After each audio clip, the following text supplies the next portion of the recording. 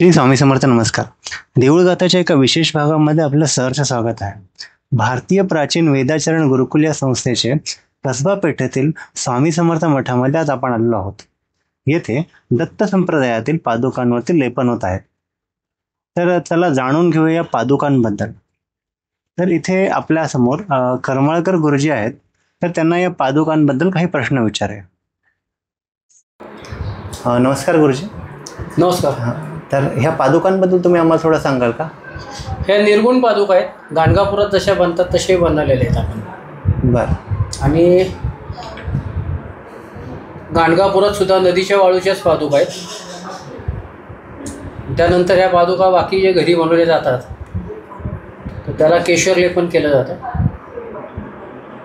आणि मग ते पादुकांची रोजची रोज सेवा करून आता असा लेप चढवला जातो. त्याला आतमध्ये चंदन आणि केशरच असतं, जेवढी सुगंधित द्रव्य तेवढी. त्यानंतर महालेप चढवला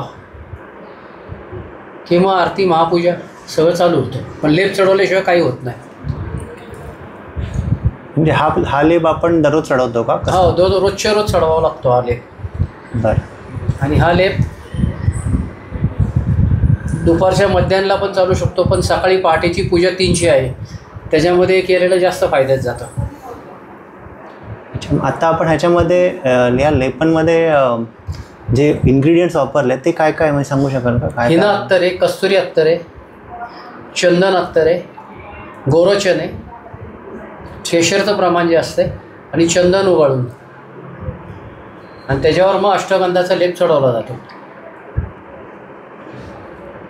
अच्छा.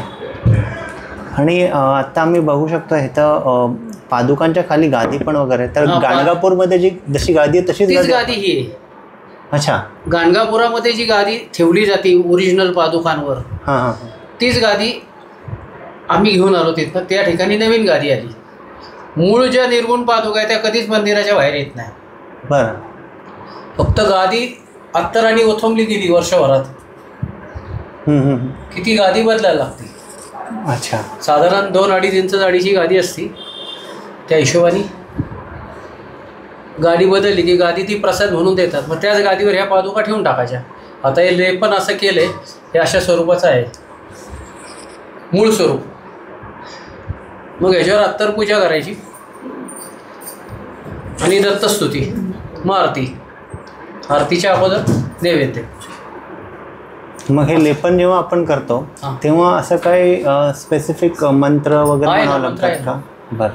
मंत्र आता म्हणणारच आहे ना मी. श्री केशरावरुकं कोलधनवित्सारं मृगयाभीतं गंधं गुरुचरणलेपनं करिष्ये गन्धद्वारं दुराधार्षं नित्यं पुष्टं करिशनं ईश्वरीं सर्वभूतानां तामिहोपवैश्यं श्रीखण्डनं चन्दनं दिन्यं गन्धाढ्यो सुमनहरं वलापनं सूर्यश्रेष्ठं चन्दनं प्रतिगृह्यताम्. श्रीकेशरावरुकं कोलधनवित्सारं मृगयाभीतं गन्धं गुरुचरणलेपनं करिष्ये गन्धद्वारं दुराधार्षं नित्यं पुष्टं करिशनं ईश्वरीं सर्वभूतानां तामिहोपवैश्यं श्रीखण्डनं चन्दनं दिन्यं गन्धाढ्यो सुमनहरं वलापनं सूर्यश्रेष्ठं चन्दनं प्रतिगृह्यताम्. श्रीकेशरावरुकं कोलधनवित्सारं मृगयाभीतं गन्धं गुरुचरणलेपनं करिष्ये गन्धद्वारं दुराधार्षं नित्यं पुष्टं करिशनं ईश्वरीं सर्वभूतानां तामिहोपवैश्यं श्रीखण्डनं चन्दनं दिन्यं गन्धाढ्यो सुमनहरं वलापनं सूर्यश्रेष्ठं चन्दनं प्रतिगृह्यताम्. केशरावरुकं कोलधनवित्सारं मृगयाभीतं गन्धं गुरुचरणलेपनं करिष्ये गन्धद्वारं दुराधार्षं नित्यं पुष्टं करिशनं ईश्वरीं सर्वभूतानां तामिहोपवैश्यं श्रीखण्डनं चन्दनं दिन्यं गन्धाढ्यो सुमनहरं वलापनं सूर्यश्रेष्ठं चन्दनं प्रतिगृह्यताम्.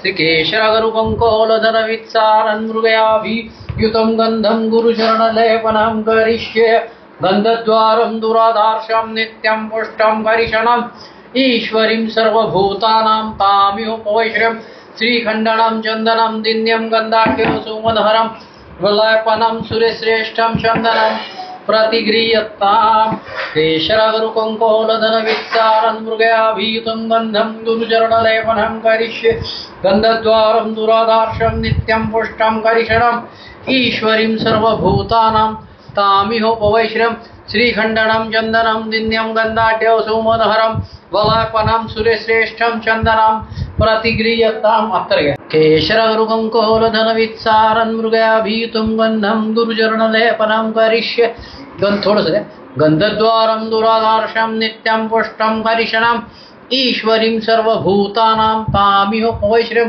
श्रीखण्डनं चन्दनं दिन्यं गन्धाढ्यो सुमनहरं वलापनं सुरेश्रेष्ठं चन्दनं प्रतिगृह्यताम् केशरगुरुकङ्कोलधनवित्सारन् मृगयाभीतं गन्धं गुरुचरणलेपनं करिष्ये